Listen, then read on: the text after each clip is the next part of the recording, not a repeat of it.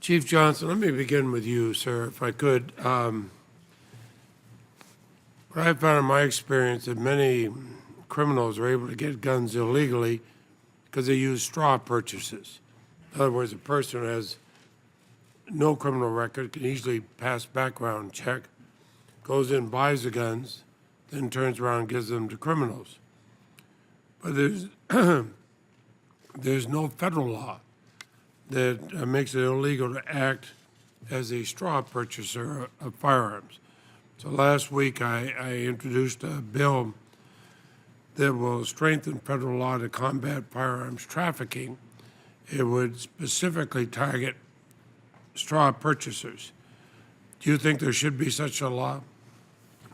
The background procedures in this nation are seriously in need of modification. Again, 40% of those acquiring firearms try to do it, outside that background procedure.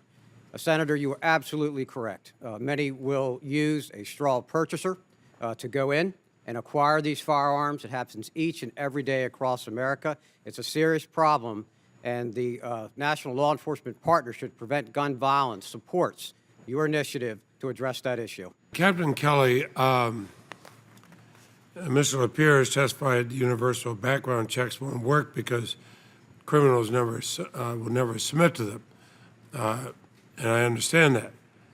But under current law, criminals don't have to go through background checks because there's so many loopholes. Gun show loophole, no real punishment for straw purchases.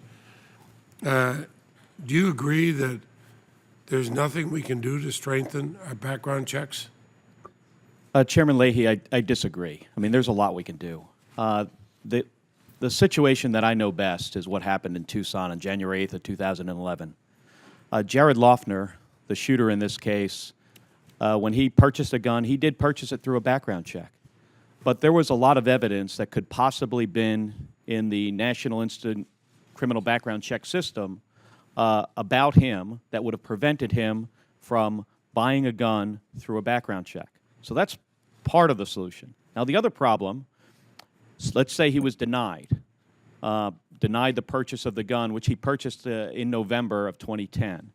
It would have been very easy for him to go to a gun show and purchase a gun without a background check. So, there's several things that need to be done. And in my opinion, and in Gabby's opinion, this is one of the most important things that we must do to prevent criminals, terrorists, and the mentally ill from having easy access to guns. I mean, closing the gun show loophole and requiring private sellers to require a background check before they transfer a gun is, for us, I can't think of something that would make our country safer than doing just that. Mr. Lapierre, let me ask you this. Do you still, as you did in 1999, still support mandatory background checks at gun shows? Yes or no? We supported the National Instant Check system on dealers. We were here when Senator Birchby, one of your colleagues, held the hearings in terms of who would be a dealer and who would be required to have a license. If you did it for livelihood and profit, yes. If you were a hobbyist, no. Let's make it easier, though. I'm talking about gun shows.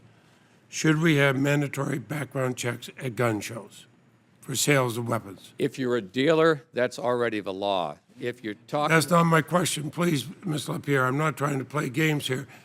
But if you could, it'd help everything. Just answer my question. Senator, I do not believe the way the law is working now, unfortunately, that it does any good to extend the law to private sales between hobbyists and collectors. Okay, so you do not support mandatory background checks in all instances of gun shows?